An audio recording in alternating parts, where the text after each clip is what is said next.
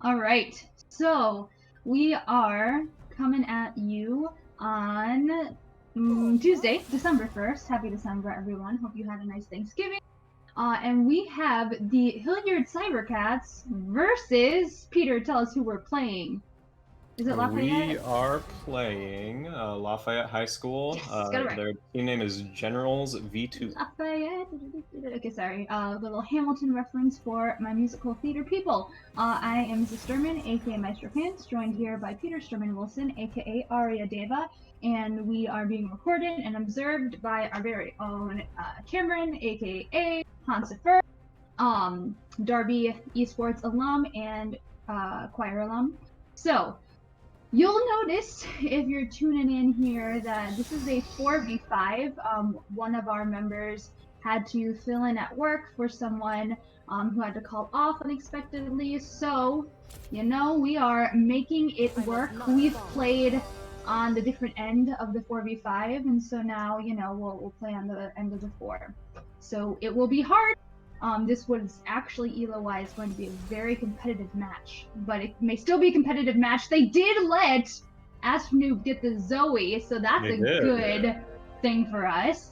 Great and they start. banned out Fiora, who's not playing. All right. So, yeah, Fiora not playing, and Leona not really something that an actual bird plays. So they did get a Swain. That is certainly his most played support, I would say, most comfortable support, but he plays quite a few other ones. I know I wonder why we banned the Galio instead of the Samira, but that's okay. Oh, we had talked about that. Okay. Yep. Yeah, we had talked about leaving the Samira up because of that. Yeah, if players. You felt okay with it. I didn't know about the Galio, but this is why the students.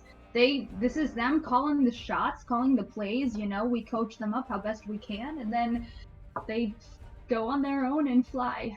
Yep. We talked about the 2 support and then the other one for the mid lane. So I think they're going with that plan. Okay. And Thresh coming out, maybe something that he feels more comfortable against the Nautilus specifically on.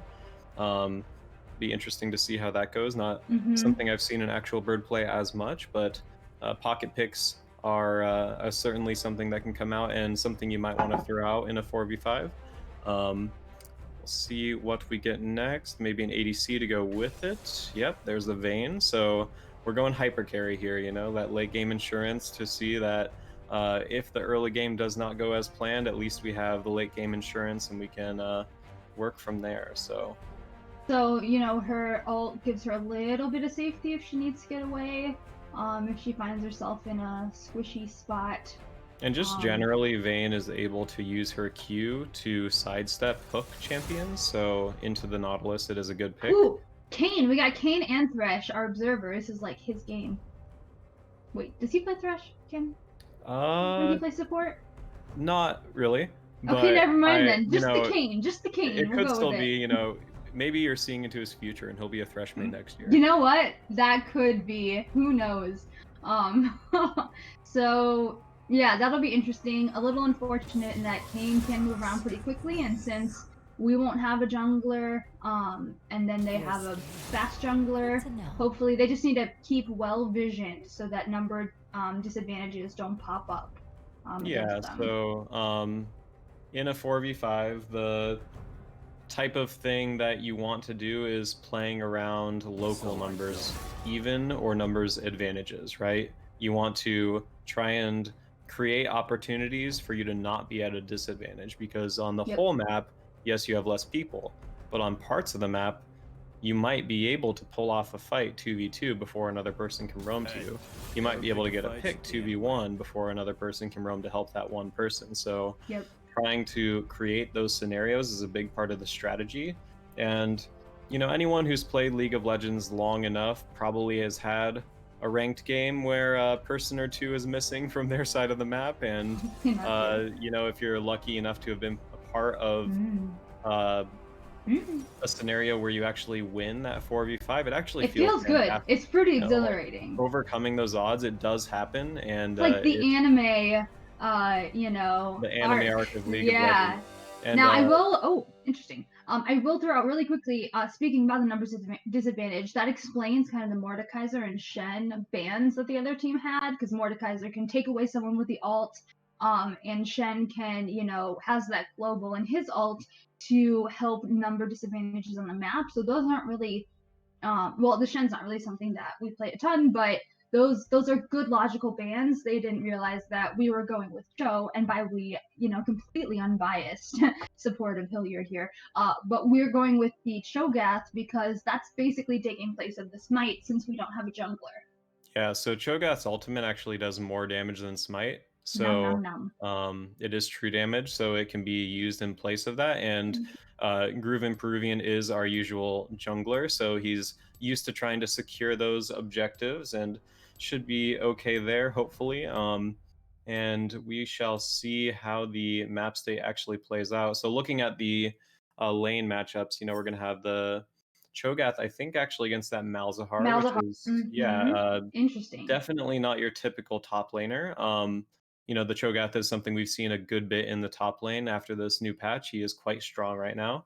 Malzahar, not so much, but um, he will bring a lot of pick potential as a Malzahar. He can use his flash ultimate combo to lock Mm-hmm. down somebody very easily. So something to watch out for, right? Where if they are going to try and collapse with their numbers advantage anywhere on the map, if the Malzahar's around, you need to be really careful about that ultimate. Um, the Echo into the Zoe, a pretty standard matchup. Zoe just needs to Yours. play around that stun zone really well and use her range as a big advantage, right? If she can stay safe, poke down, hit her bubbles on the Echo, she can definitely have the advantage there. And then, like we talked about earlier in the Vayne into a hook champion matchup, you're definitely at somewhat of an advantage as long as your reaction time is on point, where you can Q to the side as the hook comes out. It is quite hard to do though, so we'll see how that plays out in the actual lane. Worth noting, Nautilus's hook is a little it seems a little easier to avoid than like a blitz hook. Maybe that's just because I'm biased against blitz, but I think it's a slightly slower missile speed than the yeah. Blitzcrank animation. So But hopefully it'll help. yeah, it is definitely still quite fast. So good reaction time will get you out of it, but And good um, placement of exactly. minions and things. Um, Worth noting though, the Samira knockup that she can follow up on CC was actually nerfed this last patch. Okay. So one of the things that made her such an annoying champion to deal with is with champions like the Nautilus, if they hit a hook, you could just dash in from a very safe range and continue that CC and then do more damage. Whereas now in the early game, especially, they nerfed the range from which she can dash in and follow up on that CC. So maybe she's going to be a little bit less safe. Also worth noting, though, the Samira does have her W, which is basically a circular wind wall and can block Thresh's hook. So looking for straight up engage opportunities when she has that cooldown would be pretty difficult. Yep. And something We that they need to keep in mind because Samira is not someone they've played against as much. So hopefully they are thinking that through and don't, mess that up and then step into a position where Nautilus could take advantage of that. We do, however, have the Thresh as kind of a get out of jail free card in general. So With maybe that is the sort of what they lantern, were thinking. Yeah. So not only for the lane, but just in general, if they're trying to go for some sneakier plays that might go wrong, then they have that playing opportunity Twitch. for the Thresh to wait, what? You said sneaky plays. I said they're not Oh, playing sneaky, Twitch. sneaky. I understand. Okay. Mm-hmm. Um, They weren't on C9.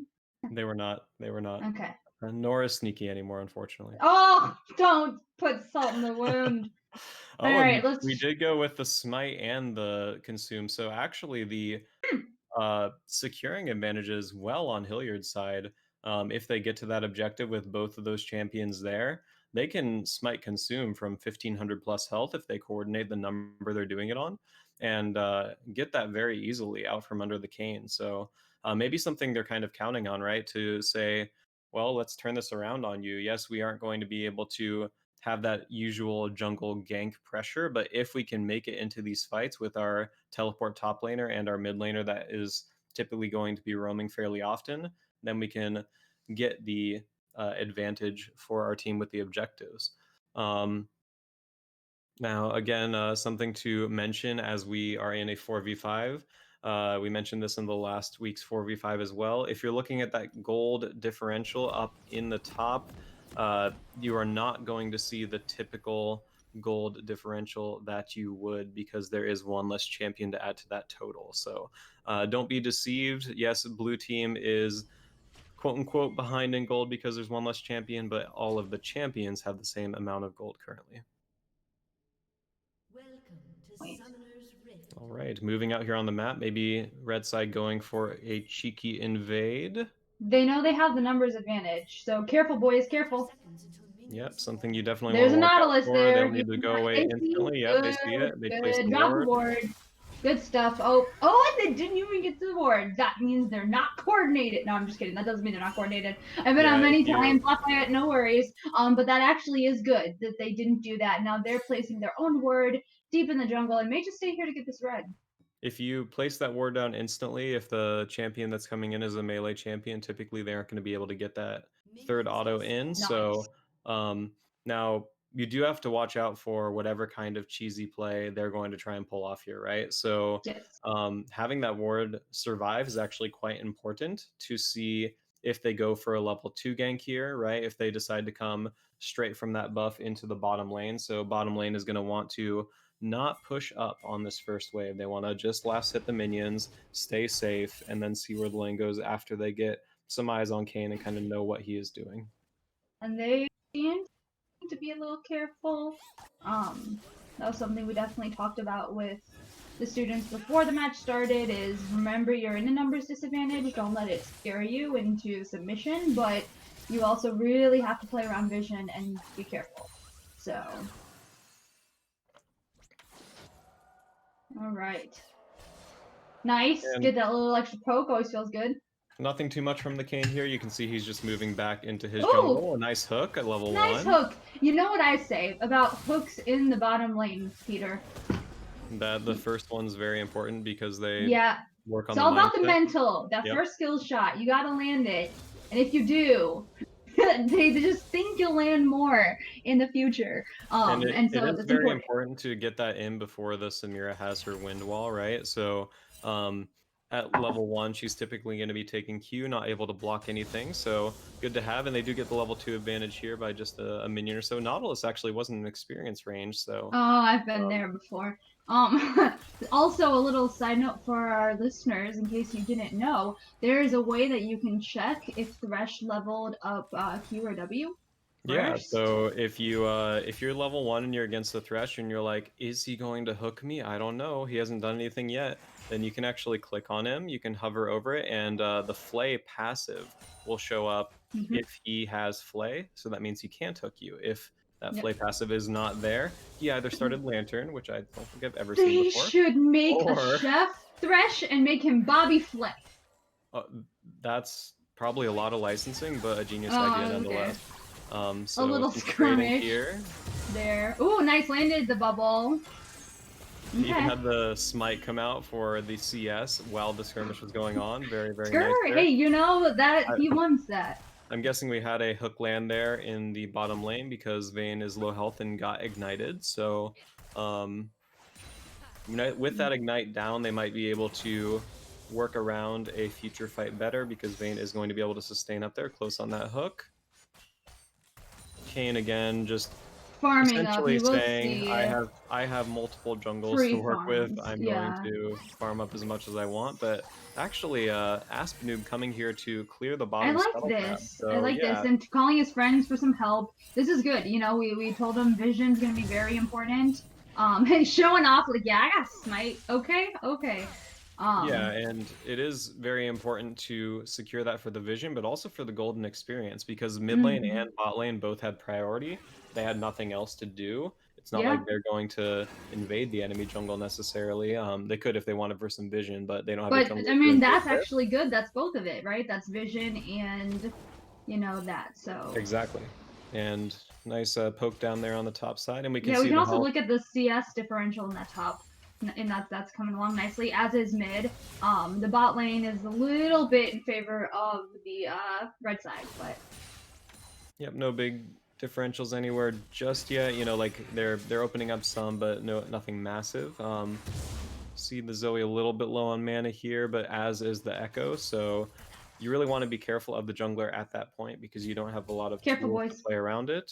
Yeah, you see Kane coming in around here, so they have some good vision, but they need to be careful because he could come in from our jungle too, since it's not really ours. Right. One of the things, like you just said, that you want to think about when this is happening, I don't just ward the normal gank paths. I need to be warding from my jungle too because it's so much more dangerous. Yeah, if we look down there in that bot lane, this is what we're talking about. So this number disadvantage. Ooh, nice landed the hook. Oh, but then they also landed the hook back on us. Rooted! But then they're, like what Peter had mentioned way back when we were loading in, that lantern. So another actually good reason for an actual bird to pick that Thresh is to get him out of stuff. So they had to blow some things, but all in all, they survived. Gorf is pretty low, but they survived the 3v2, and now they know to place more wards there. And actually a really tough spot here for the bottom lane.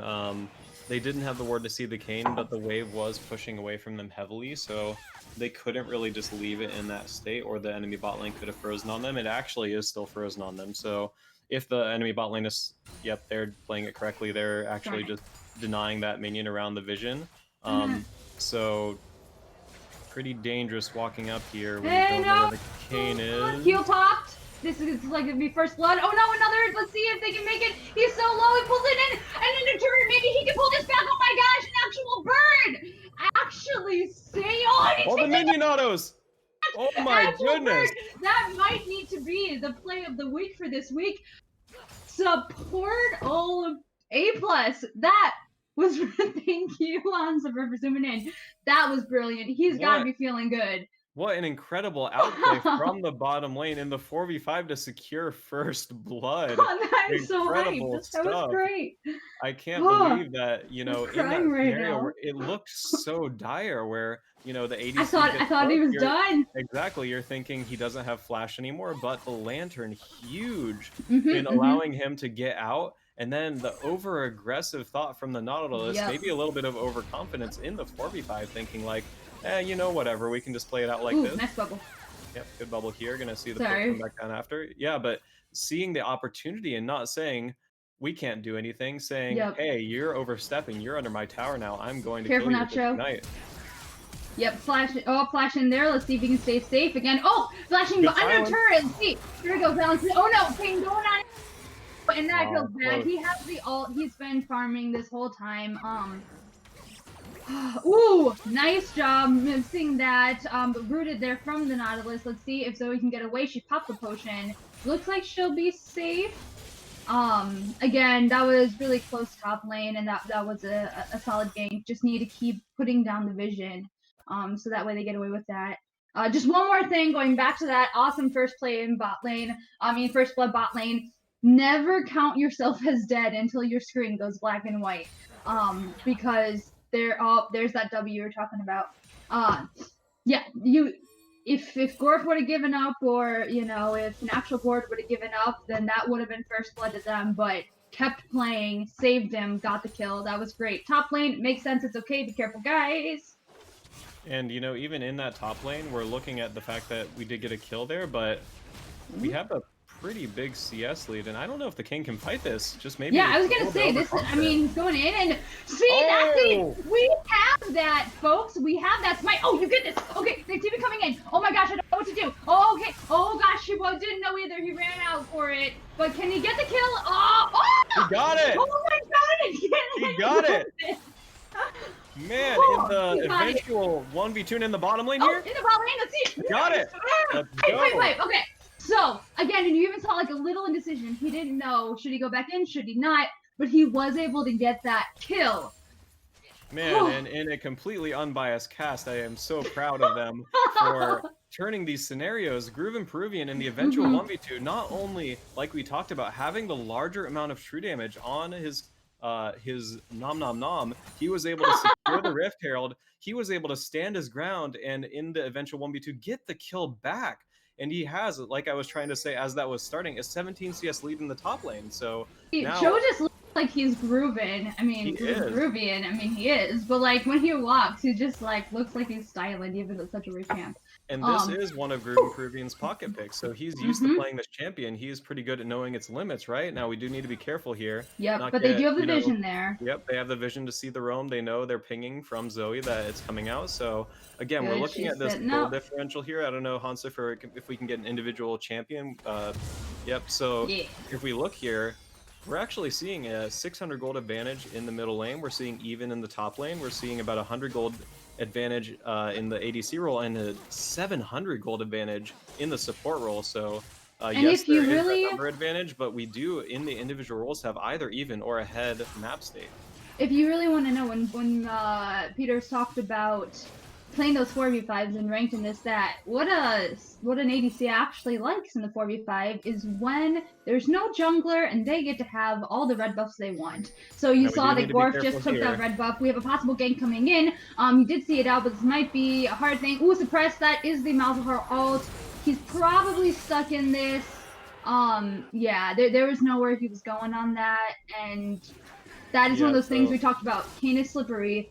Just a hard situation, right? You know, you're going to... Okay, well, go back to... Okay, let's see. Aw, shucks to daisy. Oh! Maybe? Oh! There's the turret shot! Oh my gosh. That one's a tilter.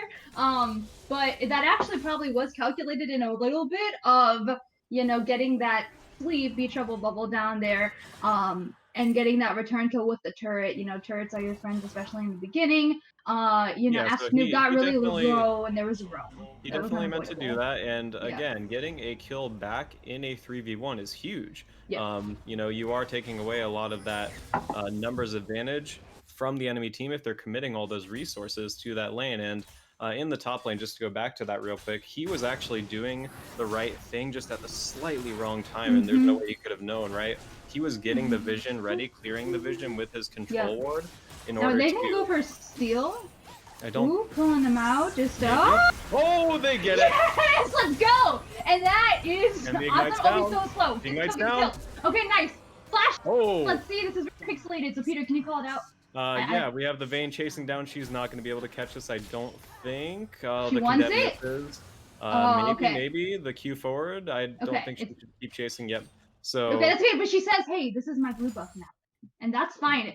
Okay, can we talk about like the objective secures here out from the jungleless team? Certainly incredible, and the Cho'Gath not even being down there for that one, just having actually the Zoe that secured it with her Q. She didn't even use her smite for it, and maybe can we also appreciate this 1v1 and how well Noob played that kiting? It's like kiting but dancing in and out. Now this looks rough for Gorf.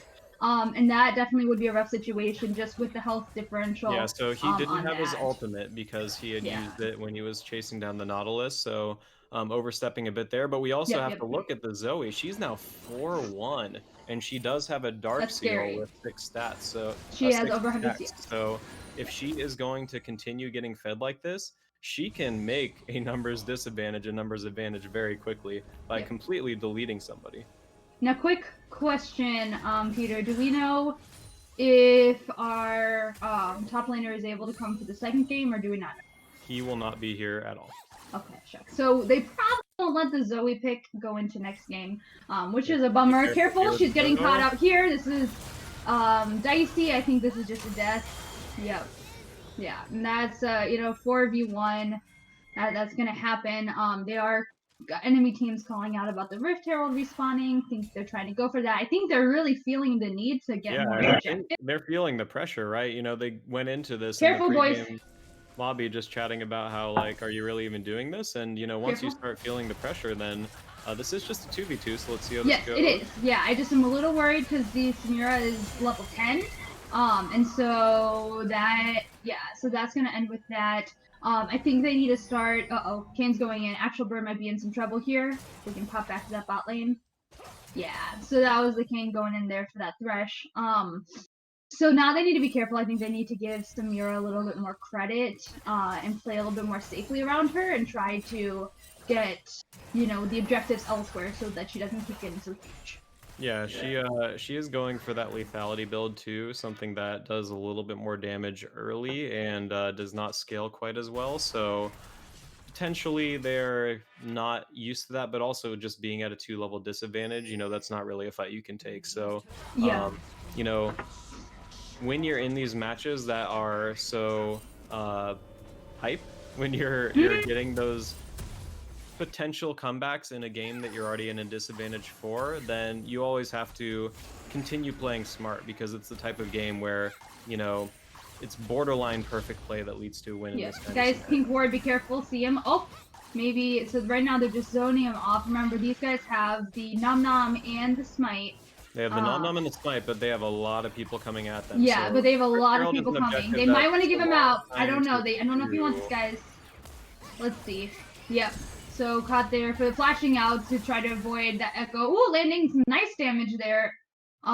Yeah, they're gonna just peace out and they're gonna have to give up. Yeah, so Uh, this is the type of this Rift thing Herald. where, they're thinking, okay, maybe we can get this objective, we're pretty strong. You do have to keep in Careful. mind that it's going to be a lot easier to counter objectives than it is to start objectives. Because Yep. as soon as the other team sees you doing it, especially on something like the second Rift Herald, which takes a lot longer to do than even the first Rift Herald, which takes a lot longer to do than even Dragons, they're going to have time to collapse. And then they can Yep. turn that brief numbers disadvantage into the numbers advantage. So just a Also, strategy thing to keep in mind. And something we uh, didn't know, bot turret went down. I know we saw it, but we didn't really talk about it. Bot turret went down after the kill on an actual bird. and I didn't actually see where that first Rift Herald went down, or if it did go I don't know if down. it did go down. Does it stay with you if you die? So the timer counts no matter what. I think we It had. went down. Is what I think Oh, expired. It okay, yeah. expired. Okay, thank you. Yeah, I Oh, didn't think I saw shucks. it anywhere, so thank you to the observer for noticing that it did indeed expire. So, again, like when you get those advantages, being careful about how you use them and how you can work them into greater advantages, very important. Yep. And really needing to be careful here. That Samira is now level 11. She has her level 2 Oh, ultimate, and that's going to be the ultimate catch from the Malzahar in the top lane. ooh, And good really, work really here. nice hook in there, and the turret will help him off. Now they did drop a. Oh my gosh, no, it didn't actually kill him. Oh, but you can tell Gorf wants it. Careful, Gorf, careful. And this is the exactly what we said. So a huge turnaround play, for Lafayette. Yeah, you gotta be careful. That Samara is absolutely monstrous at this point. Yeah, she does have her Dust Blade at this point, so got her Mythic and got another Serrated Dirk, so she does a lot of damage. So as soon as you see that the turret's going down to the Herald, as soon as that play doesn't work, you can't be baited in by the Kayn Yep, being surviving low. for so long, because that's what Kayn does when he's in red Yep. form. He has a lot of CC, he has a lot of ability to heal back up, he can go untargetable with his ultimate, and then heal up when he's inside of that person, so can't overchase, just need to back out, even though, again, it feels Yeah. like we have to do something, right? Oh We've yeah, got we're these at a good numbers plays. disadvantage. It's Yep. a very hard thing to kind of calculate. Yeah, so I Um, think in the beginning they, really felt the extra pressure, focus, hype, and they had some great plays, and they still can, but they have to be careful to not overexert and to always be taking into account the fluidness of the gameplay,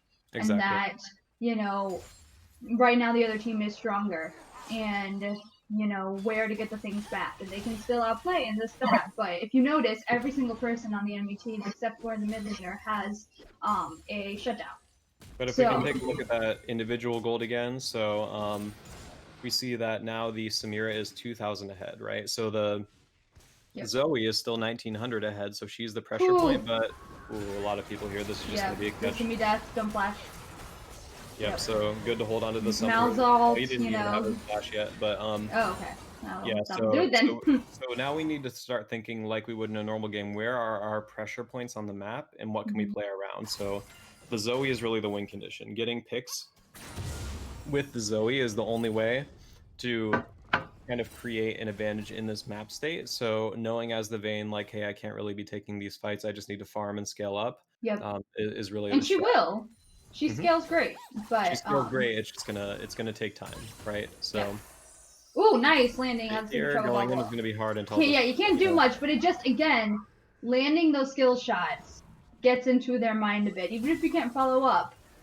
You know, ooh. Now, as we see the Baron coming up, we do have another major difficulty in the 4v5 because now the enemy team, like, yes, dragons are a big deal. The early dragons, though, not so much, right? It's more Dragon Soul. That's a huge deal. Yeah. Yes, Herald can be an advantage, but the Baron's a big buff. So the other team knows. You can see them pinging it right now. They know Baron Nashor's alive. They know that this is their lever to work off of. And now they can set up vision control around that area. And if they just use their numbers advantage around it, it can be very hard as the 4-person team to go in and contest. Yes, absolutely. Because they are, if they travel as a 5-man and try to make them respond, then that's definitely in their favor. So, yeah, that really is tough, and you know, you can kind of tell they know it. But all they need is one pick, like you said on the Zoe, would be great, and it's a different story. So that Mal's placing some of that vision, trying to cover those entrances around the Baron area. Taking a look at CS, Zoe's still in the lead, but Samira catching up, 513, just huge. 500 gold shutdown. With that being said, 500 gold over to Zoe would be a nice little chunk of change. Yeah, going to the Zoe would be great for the continued and increased threat of the one shot. Even if it goes to the Vayne here, getting her back in the game would be absolutely massive. So, yeah. Now, yeah. Peter, do you like just talking about pressure points because you're an acupuncturist? That is not why, but that is a great tie-in. All right, so I feel like Hilliard's kind of taking a breath, and they're trying to, you know, after the hype of the beginning stuff, trying to really reevaluate, which is a good thing. You just have to be careful that you're also still being active, because if you're too passive in a numbers disadvantage, you'll just kind of bleed out. So they need to find that balance between cool and collected and, you know, still proactive.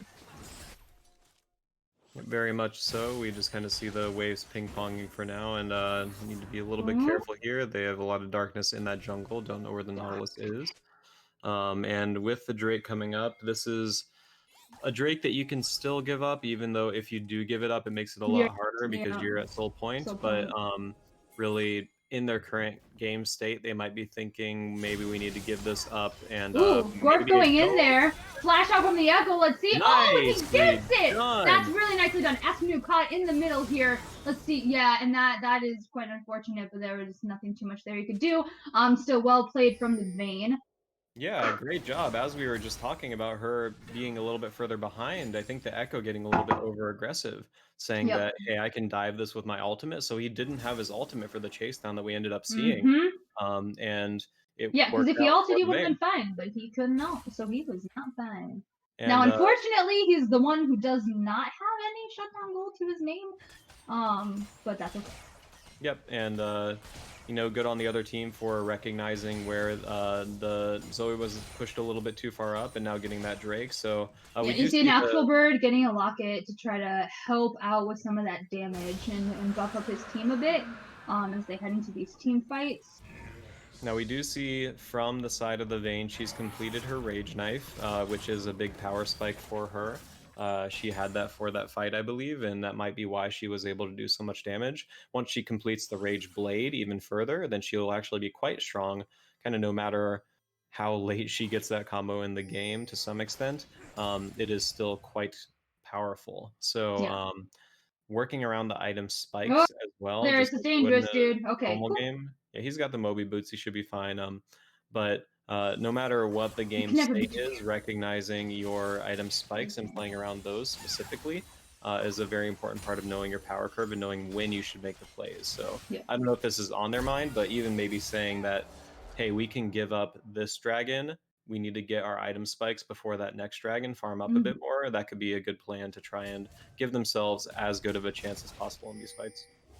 Absolutely. And again, you know, still trying to keep up, getting the CS where they can. I mean, all in all, pretty even CS-wise. Slight leads to Zoe and to Samira. We're doing pretty well, so good job, guys. I feel like as a whole, our CS Oh. skills have improved on the team. Okay, so red team starting up Baron, and this is completely dark, except for that little ward over there. They see that they're doing it, but they don't know too much else about it. They run behind the pit. Uh-oh. Careful, boys. So yeah, going on in there, Actual Bird finds himself in a really tough spot. Meanwhile, Ask Noob playing around with the food there. Now, oh shucks, Cho'Gath is trying to go in to see if he could steal or see what he could do, and Ask Noob finding, oh, nice landing with the bubble, but I don't know if, I mean, this is dangerous. They know they need to live dangerously, but there goes Baron. They're backing out. Yeah, I mean that was a tough. Yeah, thing. so that was actually just about lane assignments, right? They had the Vayne in the bottom lane and the Cho'Gath in the top lane. So the Cho'Gath is the one with the teleport. At this point in the game, he needs to be in the bottom lane covering that, knowing that the Baron is the big objective that is up on the map. So the Vayne had to recall, had to run all the way in, and you know, at this point with the Baron buff, it's going to be hard to defend this base. They need to be giving up this inhibitor and just doing the best they can to save the next turn. Absolutely. And Asmu trying to deal some damage there. Cho'Gath coming back up. The good thing is the death timers aren't, you know, so long. Ooh, nice getting that hook on there. Oh, but then getting rooted and glanced on himself. This might just be an overwhelming amount of people here. Yeah, and so let's see. Yeah, the turret not even being able to take down that Samira. This looks like it will be the end. Still, well played, Hilliard, and well played, Lafayette. There were some amazing plays. Again, my first thought goes to the Actual Bird, saving his ADC. And yeah, a couple things. We'll try to recap, reboot for next game. And something tells me that the other team, now that they know it's going to be so competitive, it might feel very different early game, but it's definitely going to be an interesting thing to do. So hats off to Zoe with that damage amount too. That's incredible. All right, guys, All we'll see you right. next game.